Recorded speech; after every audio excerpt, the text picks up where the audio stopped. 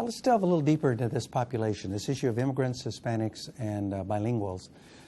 So although Hispanic families and dual language children had been concentrated in several states, over the last decade we've learned that the real dispersion of that population is quite significant. So centers like California, Texas, Illinois, New York, and Florida, where you found most of these kids and families, now we know now that that dispersion of this population has been significant. So we find very large populations now in Nebraska. We find them in the Southeast, in North Carolina, Georgia. In fact, triple-digit increases in some of the areas that we originally did not see many of these children. So many of those individuals, early childhood educators, public school educators, as well as community agencies, are essentially figuring out what they do with this population that they didn't have before. So we need to understand that this is a dispersed population now. Although it's still highly concentrated in some areas, it's highly dispersed. I want to say that this is I've tried to generate this in a map, and you can see that there are general receiving populations, but the United States is growing in the propensity or the concentration of families and children essentially from immigrant backgrounds who in turn are having children who come to school not speaking English, and in turn many of those are Hispanic origin. In addition, 1 in 4 children, back to this issue of understanding in the U.S., live in an immigrant family context. I think that's important to know that the parents essentially are foreign-born. However, 93% of those children living in immigrant circumstances are actually U.S. citizens, i.e. they're born in the United States. So the debate about immigration and so forth really sort of leave that aside. Almost all of these kids are born in the United States and therefore eligible for the kinds of services, interventions, etc., that any citizen of the United States would be. However, we need to understand, as a colleague has pointed out, that in the United States now we have a very large number of citizen children that are being raised by immigrant families. So we can't ignore the immigrant context of these children. Let me talk a little bit about those immigrant circumstances. Children in immigrant circumstances, families essentially, are less likely to have access to public education, are less likely essentially to have access to other amenities that relate to their health and well-being, are likely to live in crowded conditions, and essentially have this disparity between home language and a language of a service agency, whether education or otherwise. This is what we would call their vulnerabilities. And many developmental scientists would call it, these are risk factors. These are risk factors. However, before we think that all these families essentially are at risk, it's important to point out that these children essentially are part, and families are part of something we call the immigrant paradox. And so immigration actually is a protective factor in that first and second generation. Why? Parents are likely to essentially be much more engaged in the well-being of their children, health and otherwise. They're likely to have other adults at home other than mom and dad. So a grandmother, a grandfather, older sister or older a cousin or whatever. So although the conditions are crowded, more adults caring for younger children is a good developmental protective factor. So that we are essentially seeing that these social interactions are critical. They're a protective factor, actually. In addition to that, there's a very strong work ethic. There's a very strong effort to essentially work at being successful. By the way, this diminishes by third generation. So our first and second generation, high work effort, two-parent families, is a protective factor for these children. Lastly, I'll point out that the issues related to aspirations and the significance of education.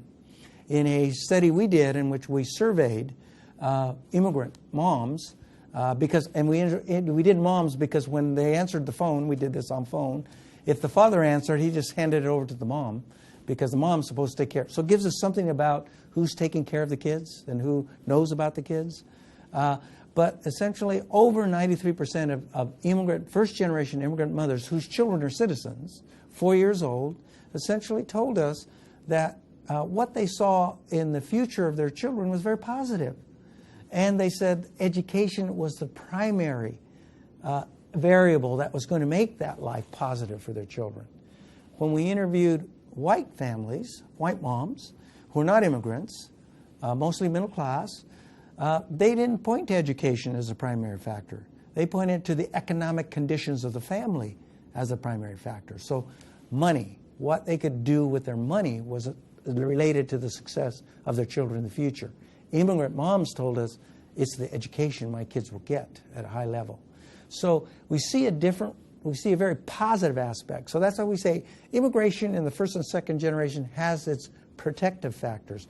This is what we call the immigrant paradox. We say, oh my God, these immigrants are poor, do not speak English, essentially working very low-level jobs, etc. It's actually a protective factor to be in those immigrant families as a child, developmentally at least.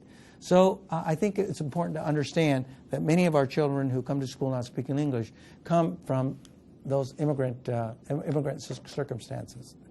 Let me talk a little bit about specific demographic trends of Hispanic immigrants and DLL children. Newborns, 27% of U.S. babies born in the United States in 2011. The Center for Disease Control, actually in Atlanta, counts all the babies. And 27% were born to moms that were Hispanic. 26% of those babies were born to mothers who spoke English, not speak English as their primary language. So you can see the intersection between being Hispanic and not speaking English, but again, that's across all babies born. So those babies born in 2011 will be 4 years old in the next few years, will come to school. So you're talking about 1/4 of the population of this country essentially coming to school, to preschool, to early care, essentially from homes in which English is not the primary language. This is a growing population. These newborns were distributed across a number of states, although still highly concentrated. Guess where? California and Texas. But 75% born in 8 states, and 25 states had 10% or more of these babies born. So if you're in Nebraska, if you're in Iowa, if you're in South Carolina, 10 to 15% of your population is essentially going to be these kinds of children and families. 46% born to single moms. So you can see, again, issues related to the kinds of challenges, but also, if they're immigrant, first generation, protective factors. This is a protective factor. 47% born to moms with less than a high school education, and this I'll get to later. For this population, poverty itself is not the best predictor of how kids will do on measures of academic development in the early years, in the early years, and in the early grades. For most kids in the United States, poverty is an overwhelming predictor of how they will do in the early years and the early grades. In this case, it's educational capital that is the best predictor. So we have immigrant populations from Mexico who come to the United States, start up a business, they're very entrepreneurial, and do very well. So the median family income of that population may be over $100,000. However, the educational capital in that family is very low. Mom has little education, dad has little education, and the outcomes for their kids are best predicted by the capital that's educational rather than the capital that is economic. So if we are successful in educating young children of immigrants, we're going to essentially break that cycle. We give them the educational capital, regardless of what they do economically, essentially we'll see it. Now I'll show you some data in a minute. So again, for this population, particularly, poverty is not the best predictor of how well they will do in the early grades and in the early learning venues. It is the capital that they have access to outside of those venues. Mom, dad, tío, abuelo, and so forth. So those things are critical. Infant development, preliminary findings. We have data from the ECLSB. All you need to know about ECLSB is that it tracks about 16,000 kids from birth up through age 5, and the data we've cut from this suggests a couple of things. At 9 months, there's no difference between anyone. So if you think there are some genetic predispositions in some sort of how moms interact with their kids and how well they're doing with regard to well-being indicators like how well their health is, it turns out that our dual language population, many of them immigrants, many of them Hispanics, essentially differ in no way with regard to other compared populations, middle-income white moms and families, etc. There are no real cognitive or motor development differences. You got to remember, at 9 months to 11 months, they're babies, they're infants, but we see no differences there. So it's very clear. Where you begin to see differences, however, differences in parental practices begin at as early as 21 months when we follow those kids. We see, in fact, less storytelling and reading by populations essentially that come from immigrant backgrounds and dual language backgrounds.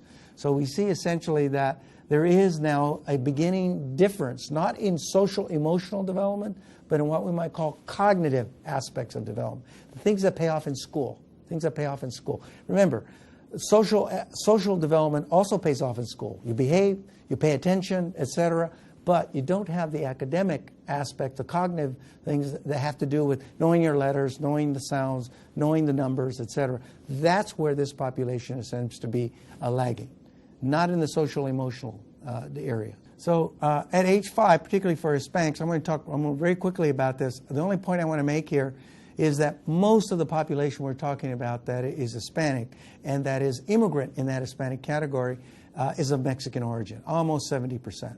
We hear a lot about Central Americans to some degree. We hear a lot about Cubans in Florida, for instance.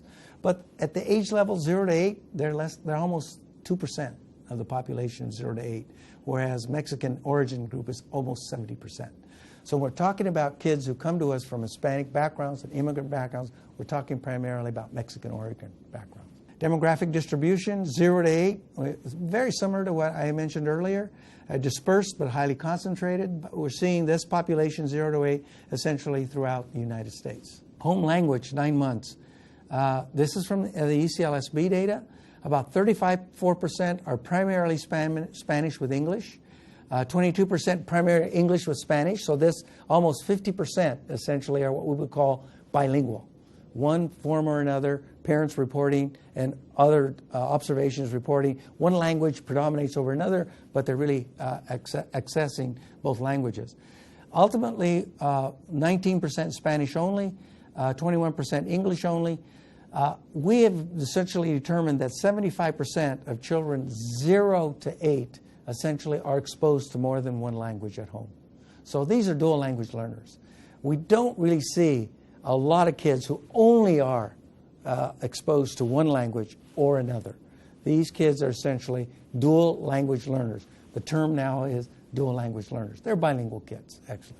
Age 5 to 8, 33% are competent bilinguals, and 34%, when we get to grades K through 3, we start identify them as English language learners, limited English proficient, whatever term we use. We're talking about a third of the population, but we're also talking about a third of the population of these children being proficient bilingual. So they are operating fairly equally in both languages. So it's very interesting. The last thing I want to point out is there seems to be a generational effect as well, is that depending on the generation of the parents, not of the children, of the parents, we see essentially bilingual proficiency or limited English proficiency essentially affected by generational experience in the United States.